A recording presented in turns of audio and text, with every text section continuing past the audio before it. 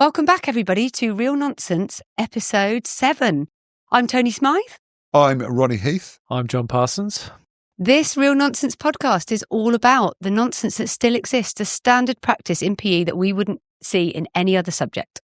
We're going to present to you some small tweaks that you can make to your everyday practice in PE that will turn something that seems like complete nonsense into fabulous, joyful learning experiences. That sounds like a good thing. Today's topic is, it might be slightly controversial. Let's see how it lands. It is using exercise as a punishment in PE. Ronnie? What, is that a nonsense? Yes, Yes, it's a big nonsense. I think we're all three. Unanimous. I Yes. think on the second lap, I might say I'll see a what little bit more there, aggressive. second lap. Like that. Thank you. It's nonsense. Right.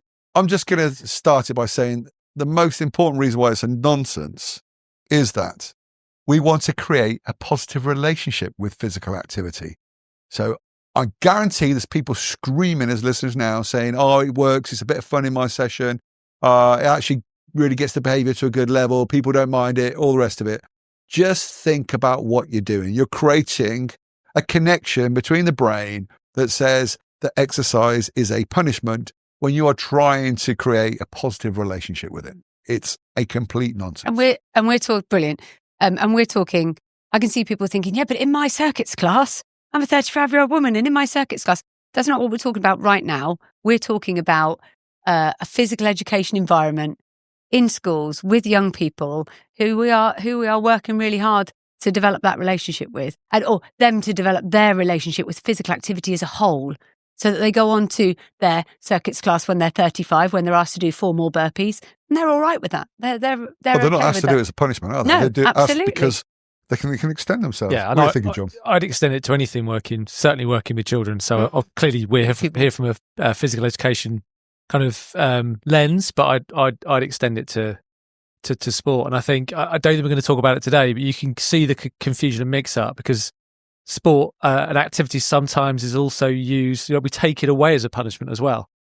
So are we going to cover that in this one? Hang on, stop there, John. That might be, that's got to go in the box, hasn't it? We'll have that for another podcast. Taking exercise away from young people as a punishment. I'm writing it down now. It's going in the box. Okay. Knew it's that one. I'm looking forward to that one. So yeah, and again, I mean, I remember this was quite a few years ago now. We had a lot of education secretaries in quite a short period of time, if you remember. And I remember there was a period of time where there was a real push nationally around, one of the big solutions around the inactivity was to get children to do daily running and daily, in whatever form that might be. And at the same time, the then Secretary of State for Education was saying a way to manage behaviour was to get them to lap the pitch or lap the playground as a punishment. So on the one hand, we're seeing it as a great solution for the inactivity challenge we faced. And on the other hand, you've got the Education Secretary saying, let's use it as a way to manage behaviour. For the record, they're both nonsense, right? Yes. Can I add to that? I've got to come in now with a school that I was supporting, where the subject lead, a SIP, a school improvement partner, had come in and was watching the subject lead for PE teaching a Year 6 PE lesson. And he had started with what he thought was a fabulous warm-up and activity that had everybody included, everybody active, felt really good about it, got his feedback at the end, and was quite heavily criticised about the activities he'd chosen. So he bravely and confidently went back to the SIP and said, what would you have done instead in that environment or for that group? And he actually said that he would have had them running laps around the field. And not even as a behaviour management tool, just as a better activity to a lovely, inclusive activity. Well, to all run exactly the same number of laps. Yep. Without any kind of engagement. Yep. And maybe his view on that, in alignment to what John has just said, is that maybe the behaviour wasn't as great as it could have been in that Year 6 class, and maybe he thought that would be a great behaviour management tool as a punishment. Well, who knows? But the fact that it was even suggested is a nonsense. We've worked with some young teachers at university. It doesn't happen that often there, but we've worked with some quite experienced coaches in our time as well, haven't we? Where this topic comes up, and John will be able to tell some stories. But I'd like to state that I firmly believe that not only is this something that happens in PE, doesn't happen in other subjects, whatever it might be, but actually it'll just be a thing that we'll be embarrassed about more and more as time goes on. I think most of us are. I think that it's is a ridiculous notion that somehow that's the best way to manage a situation. I think it's one of those that when we really come back to it, we'll go, well, it was certainly some emotional abuse if it's done in the wrong way. There's a bit of neglect going on here. If you get the wrong type of physical exercise you're asking them to do, possibly harmful and physical abuse effectively, because you're asking them to do something the body's not capable of, while some other kids are actually quite happy to push out 10 press-ups, someone else is going through some enormous struggle and pain. So I don't think it's something we'll be talking about in 10 years' time. Can I give some examples? So we were working on with a group of young coaches. They were brilliant. One of the modules we were doing them was around behaviour management. So a task we did was we wrote down all the examples that we could think of and had experienced and used potentially to manage behaviour in a group. So, the stuff you kind of expect, even raising your eyebrows or proximity and, timeouts or whatever it might be for certain, whether that was appropriate.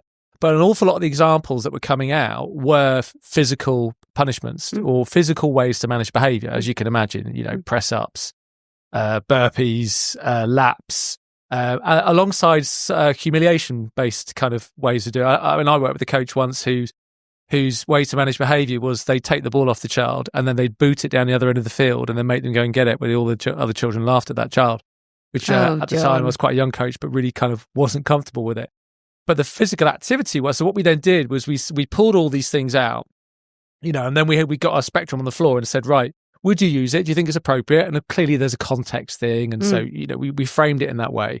So yes, for maybe some minor behaviour challenges, moderate, severe, we said not appropriate for the future coach, and all the way to potential safeguarding issue. And as we read them out, we read out a lot of the physical punishment ones, and they were nearly all standing in the sort of the minor moderate. Yeah, I'd use it for minor moderate. And we asked the question and said, look, so doing box jumps to exhaustion, you had some people standing in a minor moderate, and we'd say, what's your thinking? We would say, look, do we really want to associate activity as a punishment? B, if it's beyond their physical capacity, as a potential safeguarding issue.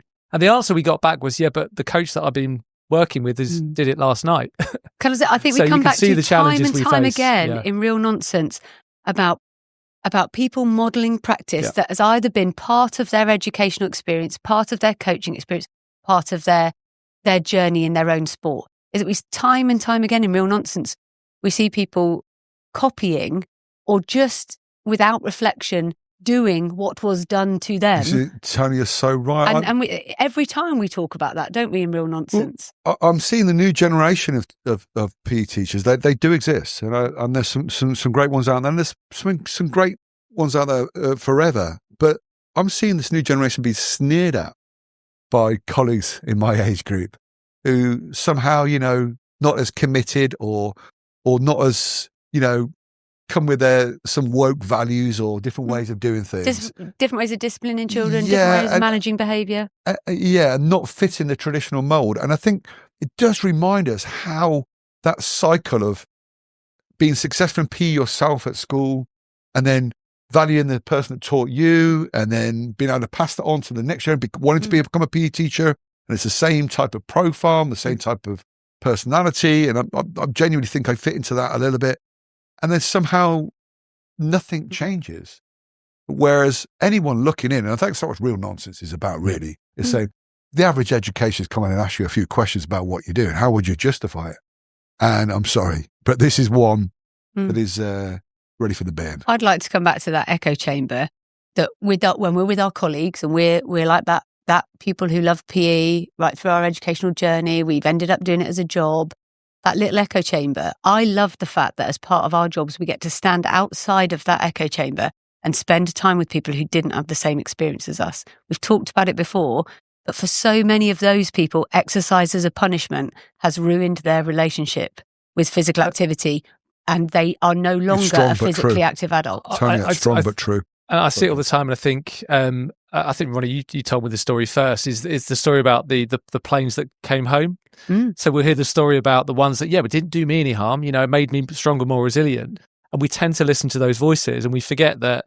Well, but what about all the hundreds and thousands that didn't overcome those experiences? We've got a national problem around activity with our children. it's one of the things I like around the physical literacy framework is it is around meaning, value and enjoyment. So why would we want to connect activity as a punishment? It just, as Ronnie said, I think that's the critical kind of point for me. I'm so pleased you've used the word connect, because one point I wanted to make was, I think when we always view real nonsense, we kind of present our real nonsense and then we have a think about why does it happen? And I genuinely think that there's a real disconnect between an activity that you're teaching and the activity people choose to use if they choose to use it as a punishment. So take a football example and the guy booting the football. I think that there's this thing about, oh yeah, I love football and I want the kids to love football, but if they're not really listening to me or I can't get them to, I'll get them to do star jumps or burpees, but that's not football. But it's the disconnect between what you're using as the punishment and the activity you're trying to bring joy with. And I think if people made the disconnect and viewed it as physical activity as a whole, then that connection is so important. About those two things are connected. And I think in it, to give some empathy, I think sometimes people don't make that connection. If you're speaking to nutrition experts, they would really speak in great detail, wouldn't they, about the relationship with food and how we manage that and how the best way to engage and encourage our children to eat a balanced diet and to try things and to feel good about things. So I think there's enough out there for us to know. I mean, we've moved away from throwing basketballs at kids' heads when they're misbehaving. Oh, that was what you did, wasn't it, when you were a teacher? I didn't do that, but I did receive that. Yes, yeah. And there's also that thing that happens, where we always have to grow up, isn't it? Is that it's very possible that the children in that group, when they kick the ball away, would go, "Oh, it was a great lesson. Do you remember the teacher booted away?" And laughing and joking about it. And then the bloke gets to about 18. Normally a woman gets to about 15 and susses it out. We start thinking a bit differently and our prefrontal cortex forms. We get to about 25 and we look back and go, "Oh, that wasn't all right. That was horrible." Yeah. So we have to wait until we're sort of another 10 years later before we can decide that was wrong. Whereas as we're the teacher in the room, we've got a pretty responsible position. I think we have to be the ones that can get ahead of that 10 years and do something different, right? So exercise as a punishment in PE, absolutely agree it's a real nonsense. So many better ways. We have discussed, coming to that, we have discussed... Well, maybe another time. But. Yeah, we have discussed why it might happen, as in a disconnect, a need to manage behaviour, maybe poor reflection on what used to be delivered to me. I'm just going to replicate it or model it, a bit of copying. We know why that might happen. We've given some great examples about, kind of things that we think are appalling or, stories that we've got that are really negative. There are lots of solutions, I think. Can we give a couple before we summarise and just say we're not going to do it? Yeah. What's the alternative, Well, I John? think the first responsibility anyone working with children have is to look at yourself. Yeah. So often you gave the example about the children not listening. We spoke about cues before, didn't we? Often because they're studying cues or they're not engaged or the activity's not right or the teachers or whoever's leading the session has spoken for too long or given 15 instructions and the children have sort of drifted off or hasn't established basic routines so the children kind of know what they're doing and why they're doing it. So I think for me, the first responsibility for anyone working with the children is to look inwards first, because there's a good chance, not always, of course, that's oversimplistic, but there's a good chance that it's something we're doing as an educator. And I think that's the first responsibility we have. That's a really great answer, actually, because one of our listeners has suggested that kind of time on task, the nonsense between the real nonsense around sitting down and not doing enough in physical education lessons, particularly in primary. The nonsense is that we need to sit in order to manage behaviour. Yeah. So there's a one for the real nonsense bank. Like sitting down is the only way that we manage behaviour in a physical activity, physical education lesson. But what we're suggesting is that if we can manage behaviour appropriately, and we look at ourselves first, that we don't require that kind of other behaviour management tool that might be a physical punishment. And understand the children, it's child development and understanding the children we're working with. So to expect young children to be really still for long periods of time, especially if they're holding a ball, might not be a realistic expectation. So sometimes we almost create the problems for ourselves. And I love that, Ronnie, because John's not offering an alternative to physical punishment. He's not saying, actually, we'll write lines or actually we'll stand with our head against the wall. What we're saying is, it's a nonsense. We're not going to do it, but let's reflect on how we can I think people can get frustrated. We don't give specific solutions, and I think we've really tried to do that on all the Real Nonsense podcasts. But I think preventative is always the way forward, and we learn as a professional. If there is an extreme behaviour that's an unsafe behaviour, then of course we have to intervene, and we have to already have established methodology where we know that a class is going to stop, and we might have some fun with that and warm ups and the rest of it. That we know we've got some places where we can stop, and of course, most of the conversation has to happen away from the group and all the rest of it, but that may have to stop. And I think things like you mentioned earlier, things like a short timeout for everybody is a good thing. I'm willing to bet 90% of the sporadic exercises of punishment come from the teacher or the coach being angry. Yeah, they take it personally and they get angry with it. So actually a timeout is a good thing for everybody. A timeout for that person. If the Karen talks, say, yep, you may well be right, but we'll talk in a minute. But timeout for now because I want to get going. We give some activity to the rest of the group quite quickly, stable, gives us a chance to have that conversation, gives us a chance to calm down, gives that person a chance to calm down. That's a brilliant example. I've seen that in practice brilliantly where a couple of teachers that I've been mentoring have asked a child who's not quite on task or not behaving the way they'd like, a child to come and stand with them next. Coach, just come and stand next to me. What I want you to look for. This child knows that they've been removed from an activity. Yeah, that's a nice low level. But they've come and said, "There's a timeout, but it's not. Oh, you're over there. It's come and stand next to me. I am looking for this at the moment. I want you to have a look with me. What can you spot?" And they stay next to the teachers, and then right when you're ready and you can spot it and what I'm looking for, tell me that you can spot it. You can go back in. To go back to a previous episode, it's then. Once they're back in and it's praising the behaviour and catching them in again. I love that you're focusing now, John. So is brilliant. It's the catching in and it's acknowledging that because it's not the child. It's not personal. We're not going to hold a grudge against them. It's we acknowledge, we recognise. Just explain again to listeners because sometimes that question gets asked when they see that phrase. Well, what do you really mean by catching in as opposed to catching out? I think often. Almost unintentionally or subconsciously, and I did this for years, to be honest. You're and it's often because of how I was coached. Your default is to fault find. So your job as an educator is to catch the children out when they're doing something wrong, or and that could be in a skill, or you didn't keep your head down, or you're not listening, or whatever. And it's actually reversing that. So you gave the great example of the children sitting down. You're catching the child in for sitting down because that then influences behaviour of the rest of the group.